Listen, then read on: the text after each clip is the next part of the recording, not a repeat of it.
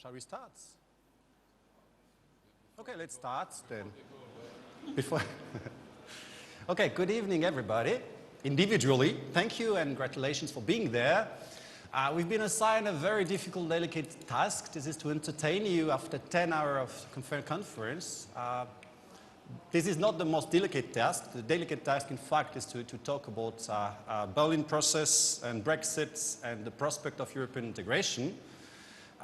So it doesn't sound very optimistic, no. We'll try to find the good way or the good side of it. To help me in this adventure, so I have three colleagues. Edwig Morvai, as a long-time activist, now Executive Director of the European Funds for the Balkans. Eleonora Poli, researcher at the Institute for International Affairs in Rome. And Dusan Eric, who is heading the Brussels office of the German Institute for International and Security Affairs. I am Florent Massiac, so I am a research associate at the University of Luxembourg, and I'm also in charge of developing the activities of the Austro-French Center. The idea to put up this panel together originates from Tobias Flessenkemper from CIFE, Centre International de Formation Européenne, and it follows up a project we had in the run-up of the Paris Summit, the Paris Conference on the Western Balkans in May, last May. We organized with various partners, most of them here, others too, the French Institute for International Affairs, for instance, a kind of reflection forum in the run-up of this Paris Summit. The Reflection Forum on the Western Balkans, the idea was to bring together different experts from different parts of Europe, from Finland to Spain, from Slovakia to France, to talk about enlargement in a setting which is rather small. What does it mean today, enlargement towards the Western Balkans? And how can we feed this reflection into the policy process? So this is what we did in Paris in May, and now we try to organize a series of events in the Western Balkans themselves, involving also people, experts from there, and the events will go on in Rome next year. Let me try to first frame a little bit the discussion we'll have today. The discussion today will not be just about the Berlin process. It will not be just about the Brexit. Actually, all these variables, these projects, so are under a common overarching framework, if I can say. This is a trend which is very active in the European Union, in the enlargement policy, this kind of renationalization of enlargement policy. Member states and domestic politics are taking more and more importance towards enlargement, the EU enlargement policy. So it's not a new phenomenon per se. Enlargement, the EU enlargement policy has always been somehow intergovernmental in nature. You need unanimity. But for a long time, including the past enlargement waves, the Commission was somehow the manager. And the EU member states were a little bit behind. They were just validating what the Commission, so very simplifying, what the Commission was advocating or advising. Now what we see, for different reasons, is a return of the EU member states, of key EU member states on the forefront of this EU enlargement policy. It manifests itself through various initiatives. For instance, the Berlin process is one of them. It comes also with a cost or with a risk. If you see the Brexit, for instance, of course, relying on individual member states as driving forces for the enlargement policy bears the risk of unpredictability. So this is in this very changing context that now the European enlargement policy is being made. And we'll try to engage with my colleagues on reflections on different aspects, how it means, what kind of implications this could have. And I would like to try with you Edvig. So what are your thoughts about the change which are happening? Maybe you can speak a little bit about the civil society, which may have become recognized more as a political actor in this respect, or not. That's a good question. So please. Well, thank you very much, and I would like to thank for the audience. Well, we had already different discussions about the enlargement process. We even started with an event yesterday afternoon, which was organized by the European Fund for the Balkans, basically discussing very similar issues, where I hoped that we would move a bit beyond the enlargement issue itself and that we would look into the region from other perspectives as well.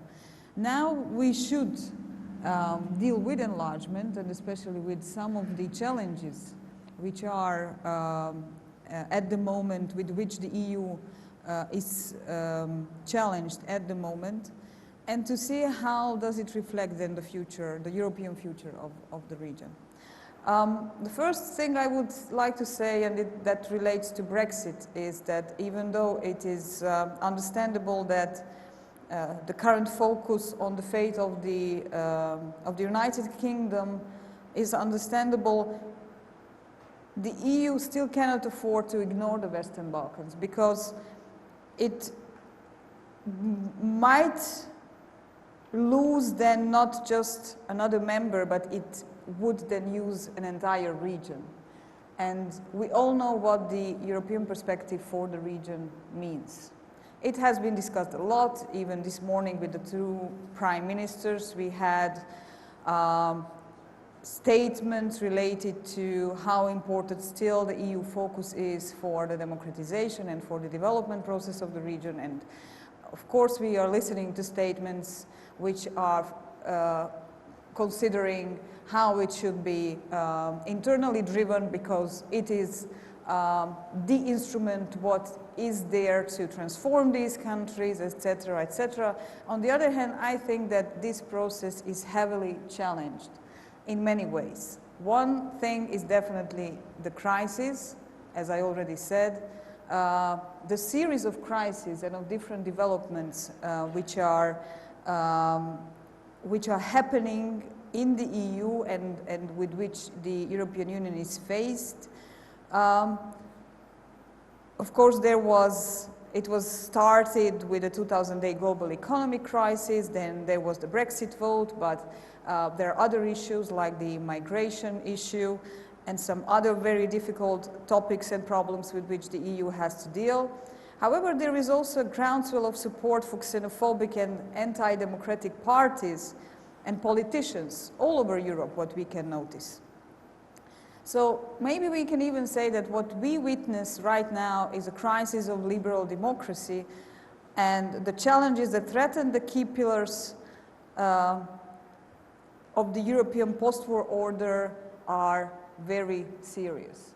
So I think that this puts the enlargement towards the Balkans in a completely different perspective, because while Western European democracies have well-developed civil societies, strong political parties, established media that can face these challenges, the fragile democracies of the Balkans are in a much more difficult position. So in that sense, this main magnet for change, the EU integration, has dramatically reduced its intensity in the region and its leverage towards the changes which are necessary. So we could even say that the EU accession process is still moving forward, but in a way it's on autopilot mode. So it's more moving because of inertia rather than because of real will on either side, because it is impossible now to find the modalities, the new approaches which would really achieve the changes which this process have to produce. So I think that this can be a very dangerous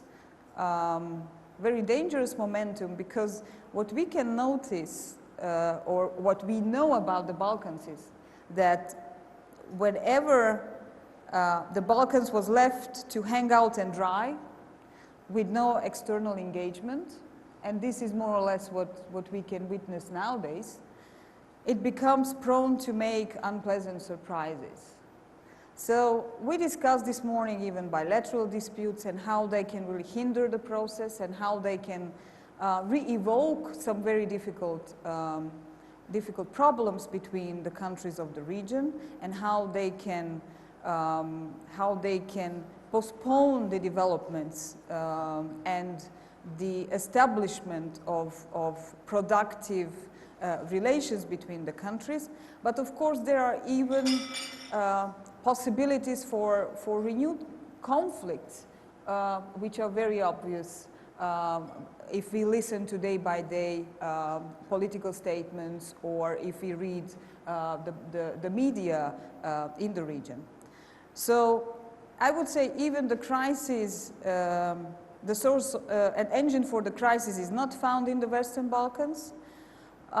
We have to be aware that there is a serious change of the situation in the EU, which we consider as the main driving force for achieving change within the region. And we have to be very much aware how we can contribute to solving some of the problems and some of the issues, and to demonstrate that the region can be a constructive partner to the EU and solving some of these challenges. So my final word, because you asked about the civil society engagement. I think that the reform process has to be now driven from within the region, because outside actors might be unable or unwilling to play a decisive role. And here we come again to the issue of how important the building of local constituencies for change becomes. I think that somehow we have to go back to basics.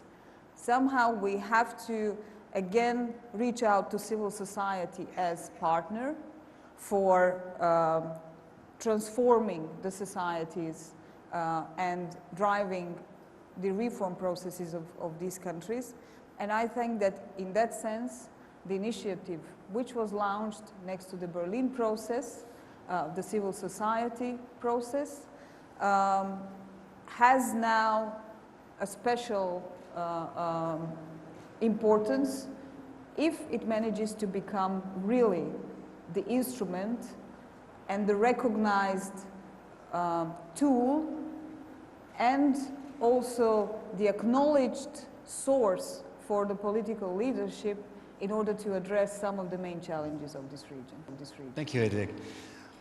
You mentioned that the EU is somehow running on an autopilot mode, and one solution what can be found is this Berlin process to try to keep the momentum of transformation, although through other channels, so more intergovernmental than community methods. Now I would like to ask Dusan if the emphasis on connectivity, which has been brought in this process, will help to move forwards and bring some more convergence, or is it more than a means to an end, this connectivity, and to which ends? Well, yes. Both you and Hedwig mentioned that we had a big discussion with more than 60 people participating in Paris ahead of the Paris leg of the Berlin conference. And I would like to share with you a couple of common conclusions, I would say, and some of them were mentioned already by Srđan Cvijić from the Open Society Foundation yesterday in the first debate on enlargement. And Srđan said that the candidate countries from the Western Balkans have received a rotten carrot from the EU. So we will not call Srđan Bugs Bunny in the future, but I think that this sentence is very important also in the context of your question whether the connectivity aspect in the Berlin process is of relevance. The Vienna Institute for International Economic Comparisons made a study of the effects which would take place if the investments envisaged in the frame of the Berlin process were actually realized. We are talking about 6 billion euro in the next 15 years.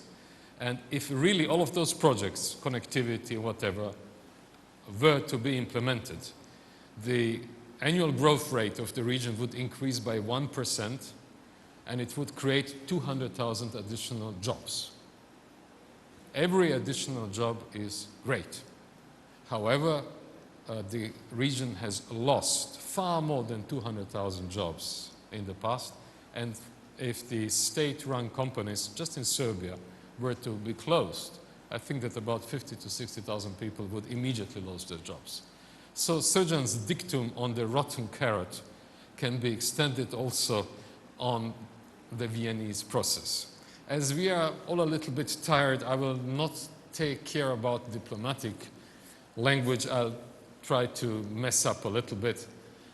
And I think that our conclusion in the Paris debate was that betting that this enlargement policy in the present form will deliver the promised result. And the promised result is convergence. Keep this in mind always. It's not about becoming a member of the European Union. It's converging economically and socially and politically with the standard of the European Union.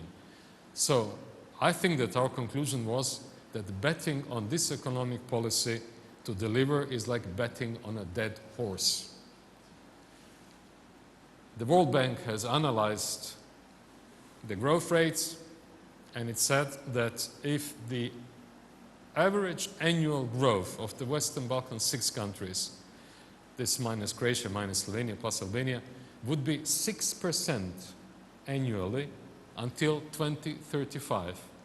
And if until then European Union would stagnate, then only in 2035 would convergence happen. With other words, it will not happen in the lifetime of most of the people present in this room. So what can be done?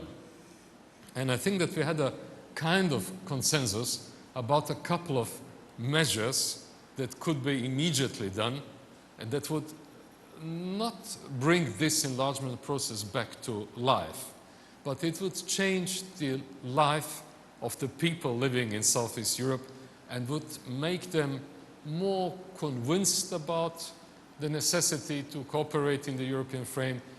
They would be simply better Europeans. First of all, one idea is conceptual. If you hear the talking in Brussels and in other places about Southeast Europe, you would get the impression that these countries are somehow far away, DG near. They are not near. These countries are in the soft belly of the European Union. Not only geographically, if you look at the card. Slovenia to Hungary, Hungary to Bulgaria, so on. They are encircled both by NATO and by EU. So these countries are simply geographically not near. They are part of the European continent and they are within the European Union. But if you break this down to economical and social indicators, the 6 Southeast European 6 countries have 85% of their foreign trade with the European Union. 85. This is 12 times as much as with Russia. 90% of the capital of the banks in the region belong to EU banks. And the region makes between 10 and 25% of its GDP, depending which country, on remittances from migrant workers from abroad. So the region is part of the European Union, economically, socially, and also politically. There is almost no political leverage for the leaders in the countries. We've been here and listening to the 2 prime ministers this morning. They were competing with each other, who is the better European? Who will deliver more to what the European Union asks from them. The free space for delinquent behavior by the leaders of the countries here has been drastically limited, among other things also by this chain of NATO states which has been created between the Baltics and the Black Sea. So, what could be done to create more life here? First of all, we have the structural funds of the European Union which are meant for infrastructure. They are meant for EU member countries. And once you become a member, then you can gain access to these countries. However, as the example of Croatia and even Romania and Bulgaria show, it takes a long time until you really start using them in a good way. However, as these Southeast European 6 countries are within the European Union would profit enormously, if the infrastructure connections, the connectivity within the European Union crossing Southeast Europe would be improved. To make it very simple, why are the Chinese paying for the high-speed railway from Budapest to Belgrade? This is something that could be of highest economic and political interest to the European Union and could be easily financed through the structural funds. Money is cheap at this moment. Ecology, if the Serbian thermoelectric power plants here close to Belgrade pollute the air, they don't pollute Serbia only, they pollute Southeast Europe and they pollute the European Union. Why don't intervene there with the infrastructural funds? And so on and so on. So, point one, make the infrastructural funds available to the countries so that the spare money they have at home they can invest into research, into education, because they're huge. The biggest problems of the countries is that they're not competitive. They have almost nothing of higher added value to offer to the international markets. They compete amongst each other by offering cheap labor, working in auto supplies industries. And this is the so-called middle income trap. People in Hungary, in the Slovak Republic, Romania know about it. As long as they work for 600 or 800 euros per month, they are part of the value produced chain starting in Germany and Italy. If their labor costs 1,500 euros per month, these factories might move to Moldavia or to Ukraine. So to counter this, you have to improve the quality, the intelligence of the products you have. You can't do this without education and research. So if the countries can divert more of the money into their own improvement, this would change how they look and how they live, how they compete. Also, third point, circular migration. Already a quarter of the resident population of Southeast Europe lives in the European Union. We are talking about 5 million people who have left in the last 20 years. And this train is continuing. You have just Croatia lost almost 100,000 people in the last 2.5 years who emigrated mostly to Germany and Austria.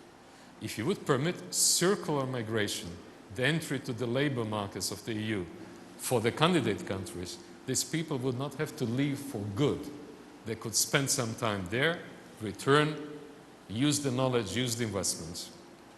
And finally, already these countries are participating in a whole series of integration policies of the European Union. For instance, Research and Development Horizon 2020, or the European Energy Union in Vienna, or the Perspective Transport Union.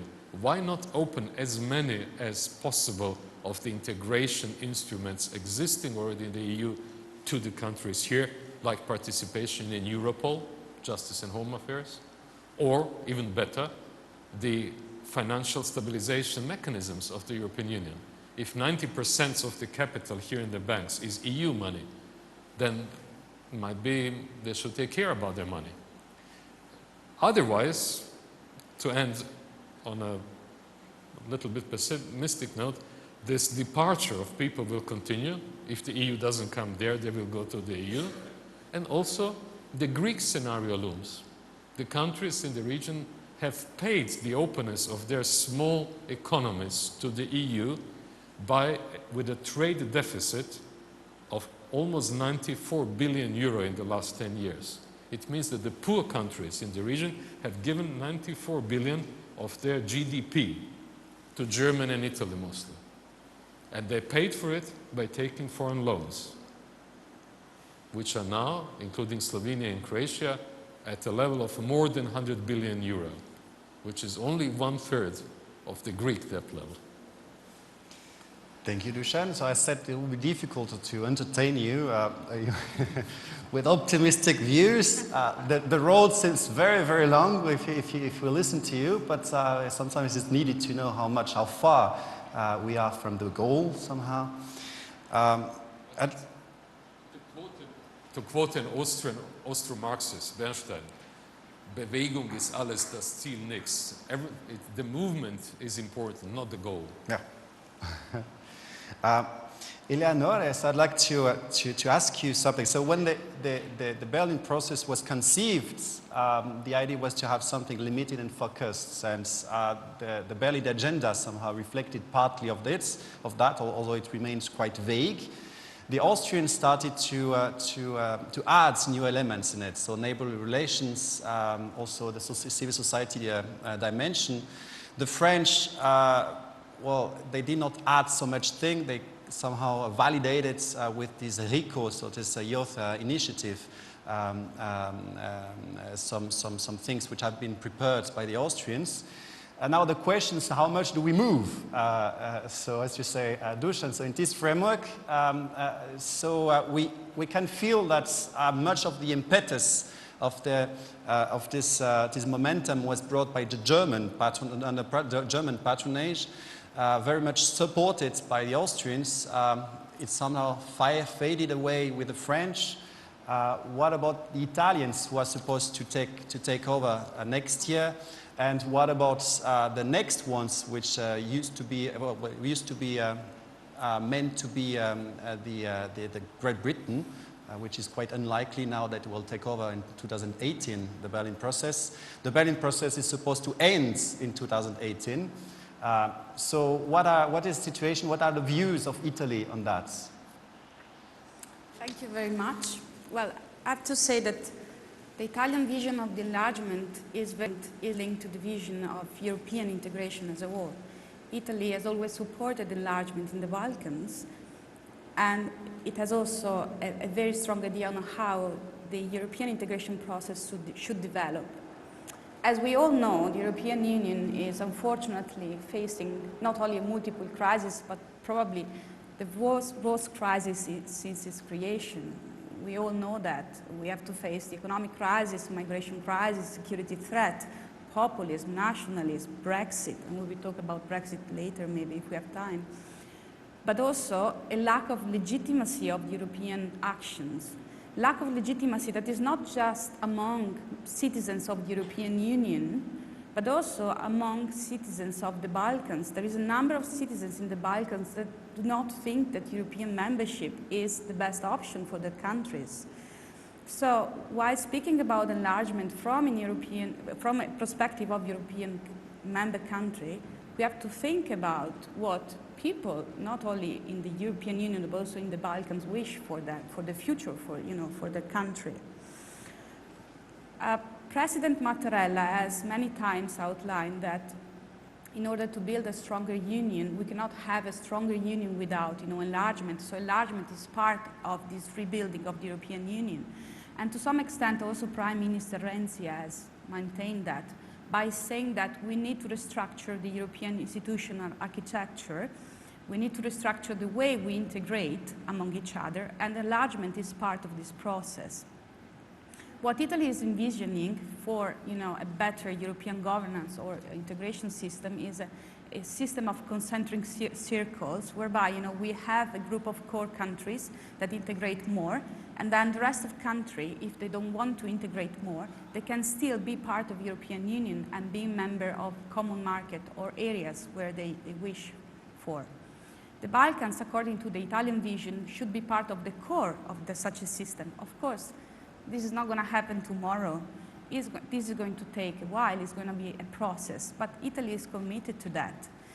And how is going to do that? Well, next year, as we know, Italy will host the summit of the Berlin process, What Italy will add is, well, you know, of course it will be built on what has been already done in the previous summit.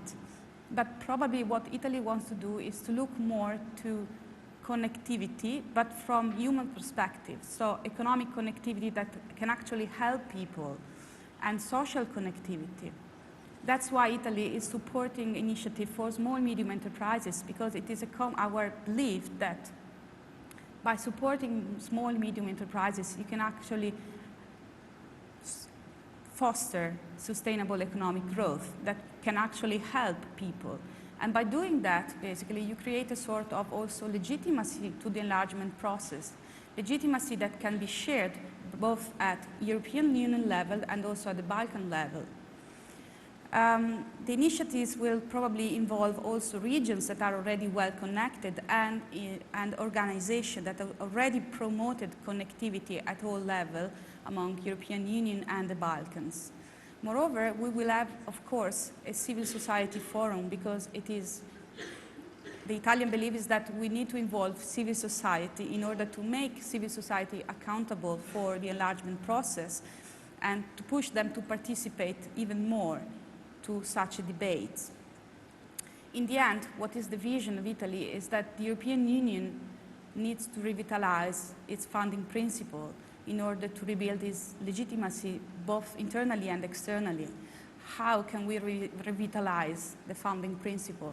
Well, the European Union was built on the idea that in order to build peace, to bring peace and security, we need to foster economic welfare, shared economic welfare.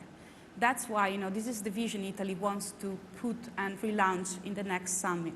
So build enlargement through connectivity that is shared among European citizens, both in the European Union and in the Balkans. Thank you, Eleanor. Maybe it's time to see if you have questions. So try to, I'll start with a good news first. The session will not last until 9 o'clock. It will last until 8:30. So that's for good news. Try to cheer us up.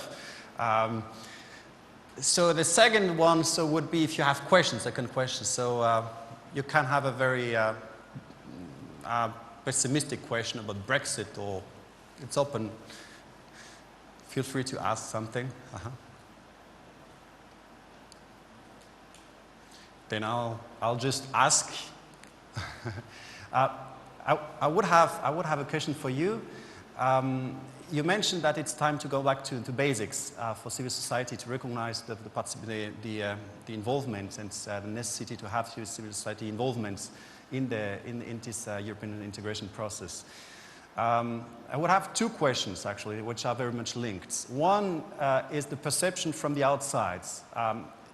To what extent is it in a context in Europe where EU enlargement is clearly not popular, to have civil society, it's a little bit provocative, but civil society activists criticizing the governments for being illiberal or authoritarian?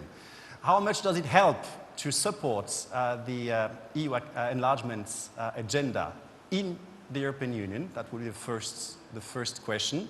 The second question, which is linked, do EU member states have a consensual vision of the role of civil society actors in this process? It seems to me, in this framework of the civil society forum, that some key member states, although they are interested, have different views on how to involve them. Well, these are two very complex questions, and I think that we will not even be able to answer them before the dinner break. But I will try to add something to what you asked. First of all, why I said that we have to go back to basics, because of decline in democratic standards all over the region, but unfortunately we can notice that in some of the EU member states as well, what was mentioned many times already during these 2 days. I think that we have to realize that it is necessary to relaunch some of the processes we were engaged with even during the 90s and later on, when we were trying to build constituencies who would support the democratization process of this region. We have to realize that it is not over, the situation is not satisfactory, and that we have to go back a few steps back in the democratization process and re-engage parts of society, and in this sense the civil society plays a crucial role in this process. So the question you asked about how does it help the EU integration process if civil society is criticizing their governments? Because, I mean, you know, civil society is a very diverse organism. And nowadays it is even more diverse than we could even anticipate. So I would not like to go into details about that. What I would like to say is that we should accept the diversity, and we should try to work with parts of the civil society according to their objectives and according to their capabilities. So yes, we do need watchdog organizations. We know those who are critical, but we also need those who do want to offer constructive partnership in solving some of the major problems of these countries.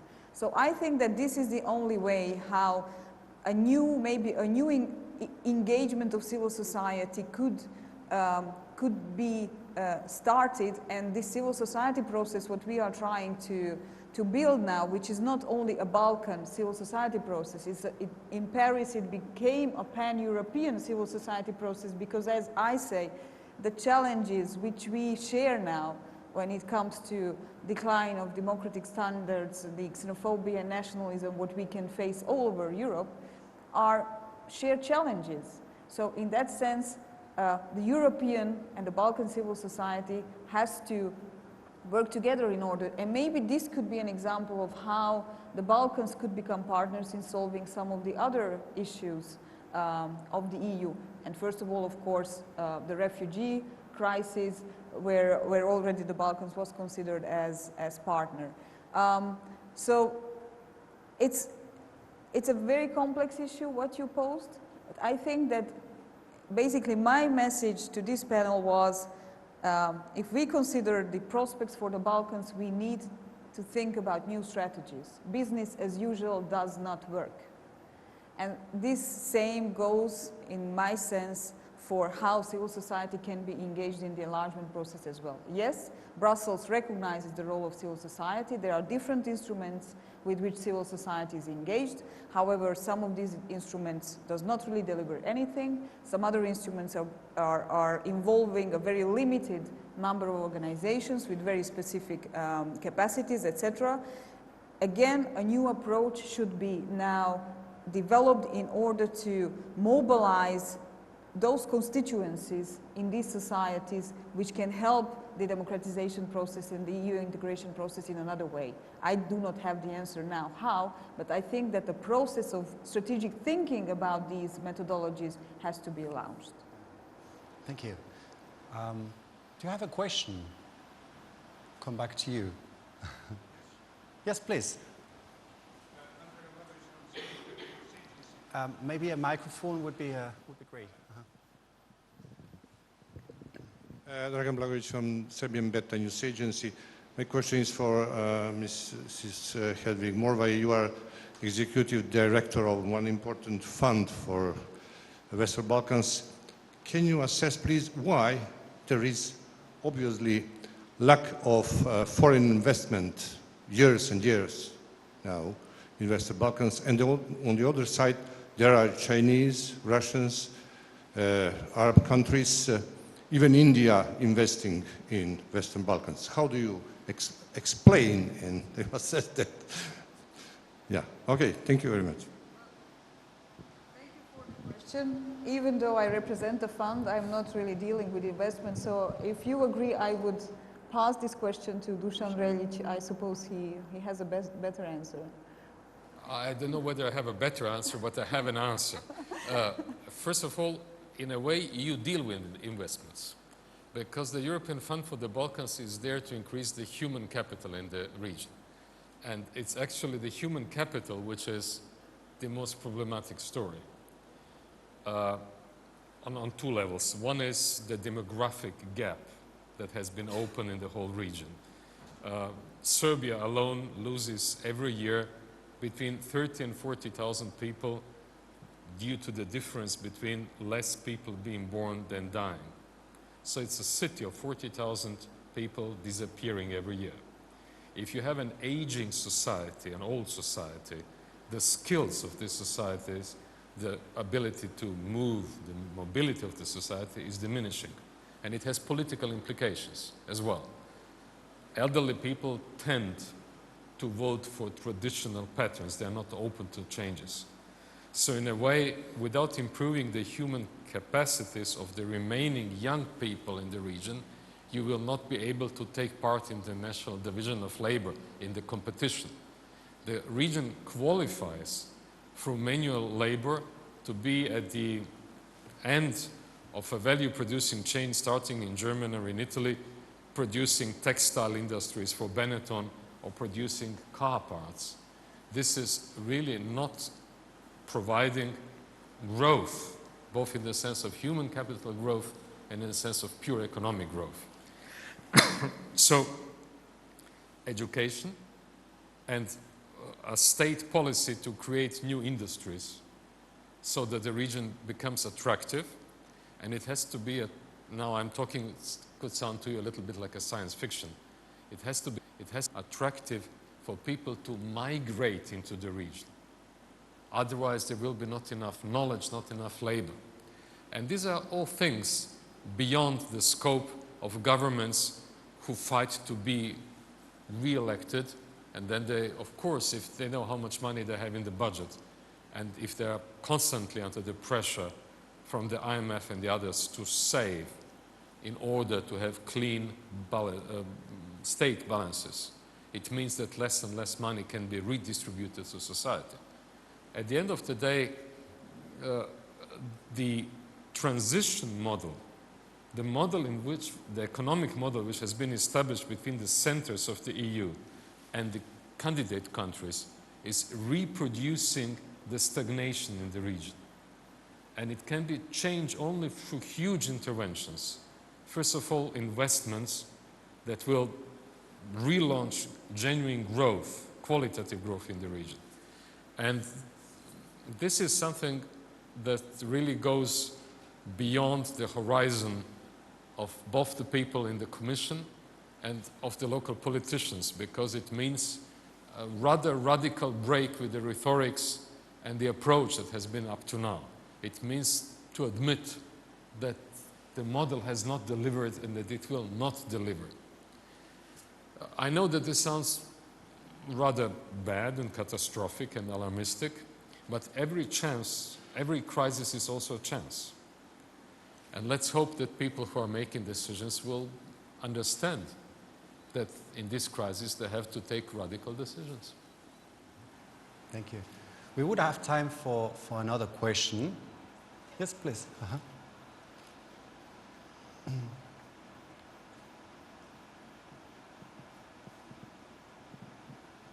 Hello, my name is Donika Emini. I am a researcher at Kosovo Center for Security Studies. My question is for Ms. Morvai. I've been part of the civil society meetings in Novi Sad, Belgrade, and then Paris, and the initiative is something to be praised. Last time in Paris, we sent the recommendations through the Austrian foreign minister. My question is, what has been done since then? I haven't gotten an email or a notifications from this initiative. Is it still ongoing, or what's the next meeting point? Because apparently the Berlin process is going to continue. Are we going to continue to give our contribution and equal this, sitting on that table, not from a separate meeting room and then send in the message through someone else? Thanks. Thank you for the question. Well, as we said, this process, the civil society was given the opportunity to meet next to the official political summit first time in Vienna. Then we took the meeting to Paris.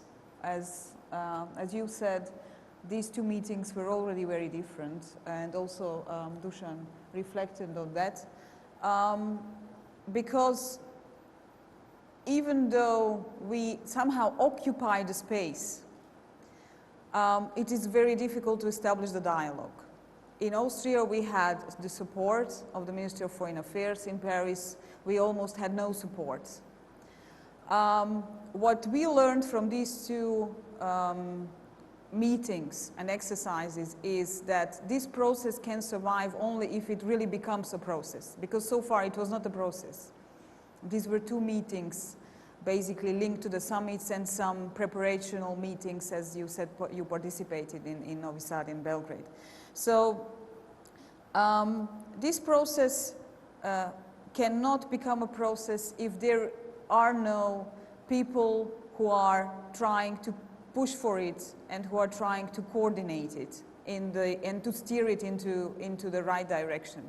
So right now we are trying to gather a core group of interested organizations and partners who can provide funding and organizational and logistical support for really establishing it as a process. You will be informed very soon because exactly next week some meetings are happening of different organizations who will then set somehow the ground which would and which should define the next immediate steps which could then put a framework for an initiative which will lead towards Italy. We don't know whether it's going to be Rome or Trieste or some other place, but we have great expectations from the Italian government in that sense, much bigger hopes than what we had with the French cooperation. And what we learned from Paris is again that we have to establish contact and cooperation with the hosting government as soon as possible in order to bring the process to the summit itself and to make this communication and exchange really possible and really happening. Good. I'd like to thank you all of you, including you, the public. So in 2004, just as a conclusion, just a few words. So with the past enlargement wave, the EU thought it had some kind of a recipe of success to transform the countries, the accession countries. And it applied somehow this recipe to the Western Balkans. It continued to apply it, the same recipe.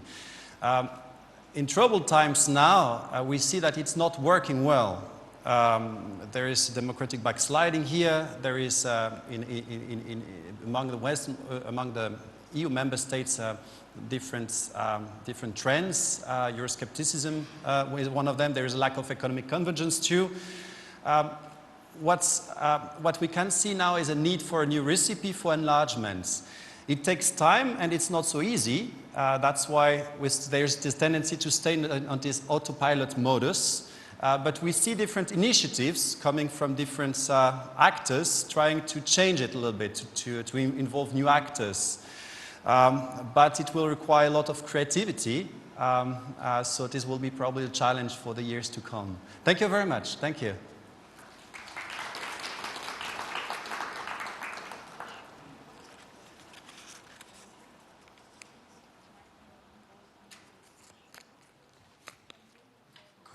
Thank you. Excellent thing that you